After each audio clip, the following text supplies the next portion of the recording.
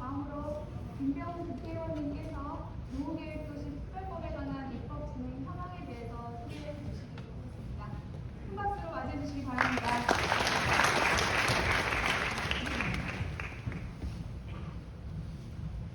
네, 다시 한번 인사드리겠습니다. 네, 국토 교통위 소속 국회의원 김병훈입니다. 반갑습니다. 근데 정말로 많이 오셨네요. 뒤에 다 서서 계셔갖고 또 길게 얘기하면 안 될 것 같습니다.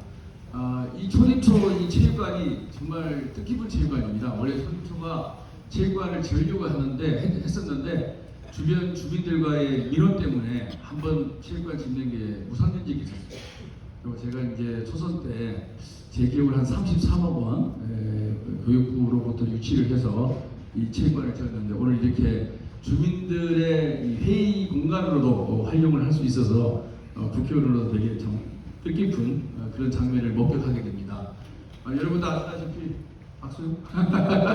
네, 감사합니다. 원래 이 체육관이 주민 개방형 체육관입니다. 사실은요. 그래서 주중에는 학생들이 사용하고 주말이나 방과 후에는 주민들이 농구도 하고 탁구도 하고 배드민턴을 할 수 있게끔 개방을 해야 되는데 지금 대부분의 학교 교장선생님들이 학생들 보호 차원에서 개방을 안 하고 있는 거예요. 저희가 계속 교장선생님들 설득하고 있습니다. 그래서 원래 주민 개방을 목적으로 체육관을 지었기 때문에 좀 주민들도 쓰게끔 좀 해주십사 이렇게 부탁의 말씀을 드리고 있습니다.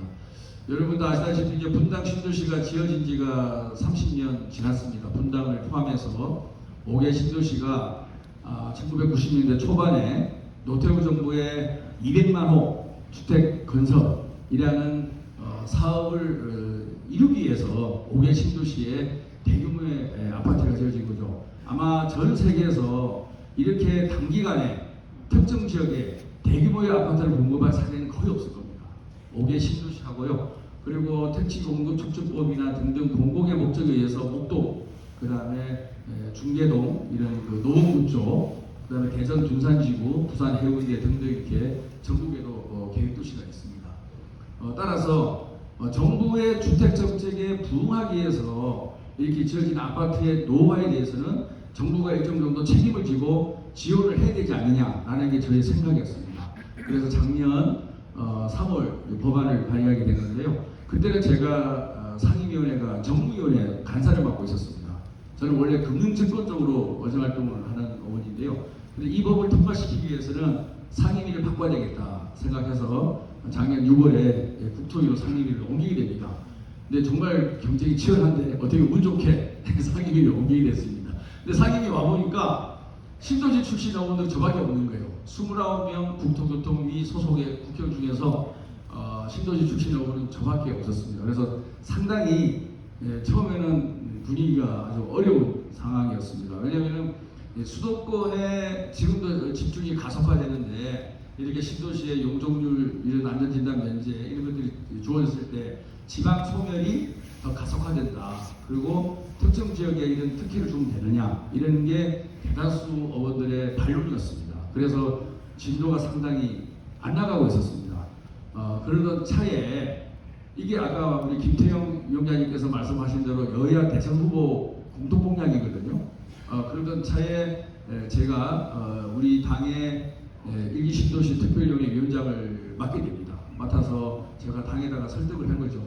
이 신도시 개발, 신도시의 재건축은 우리가 피할 수가 없는 부분이다. 왜냐하면 도시가 노후화가 되면 삶의 질이 떨어지고 모든 사람들이 힘들어지는 거 아니겠습니까? 나만 힘든 게 아니죠. 내 주변에 있는 가구들도 다 힘들게 됩니다. 특히 분당은 거의 대부분의 주거시설이 아파트로 공동주택으로 형성이 되어 있습니다. 내 개인이 선택할 문제가 아니라 전체가 함께 합의를 해서 뭘 해야 되거든요.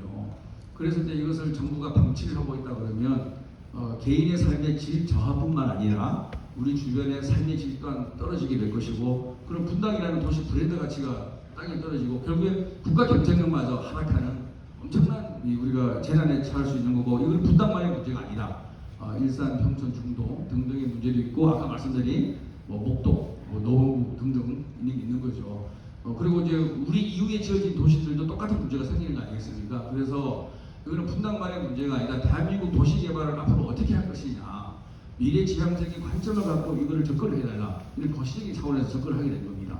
우리 분당 주민들만 용적을 더 주세요 이러면 통과가 안 되겠죠. 그래서 법도 그렇게 되어 있습니다. 법도 여러분들 보시면 이 도시의 광역적 체계적 정비를 통해서 도시 재창조 수준의 새로운 미래 도시를 건설하는 일개 목적사항에 들어가 있습니다. 그래서 단순하게 우리가 이렇게 우리 주민들만의 삶의 개선이 아니라 국가 전체 차원에서 노후화된 도시의 재건축, 도시 재생을 바라봐야 된다라고 계속 설득을 하게 된 거고요. 그래서 지지난주 월요일 날 저하고 저희 홍익표 원내대표하고 정책위 원장이 올 연말까지 더불어민주당이 신도시 재건축 법안 제정에 앞장서겠다는 선언을 하게 됩니다. 지지난주 월요일입니다.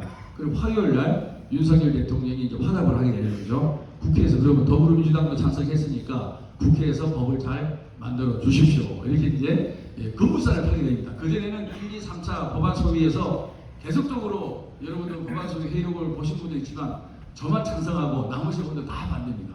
반대인데 저희 더불어민주당이 연말까지 하겠다고 선언을 하게 되고 윤석열 대통령이 그러면 국회에서 이 법을 잘 만들어 주십시오라고 화답을 하면서 급물살을 타게 되고 그 급물살을 타는 과정에서 한 일주일 정도의 시간 여유가 좀 있었습니다. 그리고 11월 29일 이 날짜가 정말 대한민국 역사에 아주 중요한 날입니다. 지난주 11월 29일 제4차 법안 소위에서 드디어 이 법안이 여야가 합의를 하게 됩니다. 그리고 이례적으로 그 다음날 11월 29일 다음날인 11월 30일 날 상임위까지 통과하게 됩니다. 하루 만에. 보통 법안 소위 통과되면 꽤 긴 시간이 있다가 상임위 통과되거든요. 네, 상임위를 통과했습니다. 그리고 별 탈이 없으면 내일 모레 법안 소위 법사위가 예정되어 있습니다. 법사위에 아마 올라갈 거로 생각하고요. 또 여러 가지 정쟁적 요소가 있긴 있는데 잘 되면 금요일 날 본회의에서 통과할 예정입니다. 그래서 우리가 그동안에 이 법에 대해서 되게 될까 이렇게 갸우뚱했던 건데 이렇게 급물살을 타면서 법안 소위와 그다음에 상임위, 그다음에 법사위, 본회의 이렇게 일사천리로 진행되고 있는 게 현재의 국회 분위기입니다. 아시겠죠? 네, 그래서 많은 주민들이 걱정을 했을 겁니다. 이 법이 통과될 거냐? 통과되더라도 총선 앞두고 하지 않겠냐? 또 총선용 립서비스만 하고 결국 통과 안 돼갖고 내년에 하지 않겠냐? 여러 가지 좀 비관적 전망을 했는데 생각 외로 정말 여야가 잘 합의해서 이렇게까지 왔다는 말씀을 드리고요. 이 법이 갖고 있는 여러 가지 장점 중에 하나가 많은 그러니까 그분들은 우리 보고 특혜라 그러는 건데 우리는 혜택이라는 표현을 쓰겠습니다. 아까 말씀드린 도시가 노후화가 되면 어차피 도시 재생을 해야 되잖아요. 재건축이라는 방법을 통해서 도시 재생을 해야 되는데 도시 재생을 하려면 우리는 자본주의잖아요. 아파트 하나하나가 다 사적 소유권을 갖고 있는 거예요. 주민들이 동의를 안 하면 못하는 거잖아요. 법적으로. 그죠? 그래서 주민들의 동의를 이끌어내는 게 필요합니다. 그러려면 용적률 상향이라는 방식을 통하지 않고서는 주민들이 자기 부담금이 많기 때문에 동의를 하기 힘들어요. 그게 현실입니다.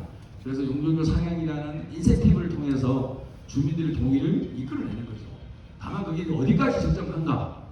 그거는 이제 우리 도시의 쾌적성이라든지 우리 도시의 기반시설의 용량이라든지 이런 걸 다 봐야 되겠지만 어쨌든 용적률 상향을 통해서 일정 정도 주민들의 경제성을 담보해내는 인센티브를 이 법에서 주게 돼 있는 겁니다.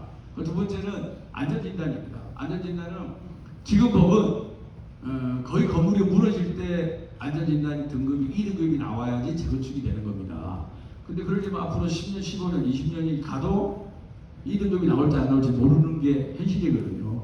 그래서 이 법에 안전진단에 면제 또는 완화를 집어넣은 겁니다. 그래서 우리가 이렇게 살기 힘든 불편한 이 아파트를 앞으로 5년, 10년 살게 하는 것이 과연 정치와 행정가가 제대로 취할 자세냐? 그게 아니다. 주민들 더 좋은 아파트, 더 좋은 환경에서 살게 하는 것이 우리가 정치의 역할이지 않느냐? 이런 부분에 대해서 많은 논란과 토론을 통해서 그러면 일정 조건이 되면 이제 그 조건은 또 아마 뒤에 설명이 있을지도 모르겠습니다.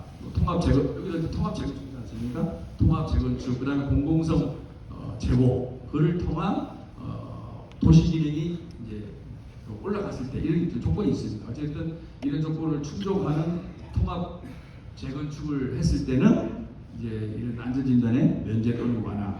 그리고 또 하나가 이제 건축행위를 하다 보면 여러 위원회 심의를 통과를 해야 됩니다. 그러다 시간 다 뺏기는 거죠. 뭐 교육이라든지 환경이라든지 건축행위라든지 그거를 한꺼번에 할 수 있는 통합 심의를 할 수 있는 법이 이 법입니다. 그래서 기존에 있는 법에 의해서도 재건축은 가능합니다. 일반법이 많이 있잖아요. 기존에 도정법도 있고 뭐 건축법도 있고 국토이용계획법도 있고 다양한 법이 있습니다.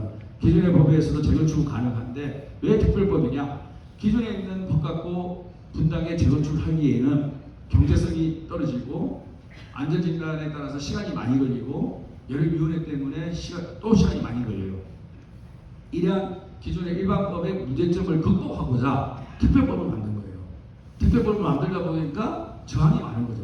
특별법이라는 것 자체는 특정 대상에 특혜를 주는 게 특별법이거든요. 그러니까 다른 의원들은 상당히 초반에는 반대를 할 수밖에 없는 겁니다. 근데 그거를 뚫고 여야가 극적으로 합의를 해서 이 법이 만들어지게 됐다는 말씀을 드리고요. 정말 이 법을 잘 이해를 하고 이 법대로 우리 주민들이 간부들을 중심으로 해서 잘 단결하고 서로 싸우지 않고 서로가 민주주의 원칙을 지켜나간다 그러면 저는 기존의 재건축보다 훨씬 더 빠른 시간 내에 아까 말씀드렸잖아요. 통합심의, 안전진단, 용도상향 이런 것들을 다 법으로 보장하고 있기 때문에 기존에 논란이 되어왔던 시간을 많이 단축시킬 수 있습니다. 기존에는 10년, 15년 걸렸거든요. 그 시간을 단축시킬 수 있는데 그 관건은 뭐냐? 주민들의 참여 그리고 주민들의 단결된 힘이라는 거죠. 여러분들만 잘 모여서 잘 언어를 해주시면 그리고 이 특별법을 잘 활용을 해주시면 우리 분당이 지금까지도 명품도시 분당이었지만 앞으로도 훨씬 더 미래를 책임질 수 있는 그런 스마트 시티로서의 분당, 품격 있는 도시 분당이 더 멋진 모습을 만들어갈 수 있다고 생각을 하고 있습니다.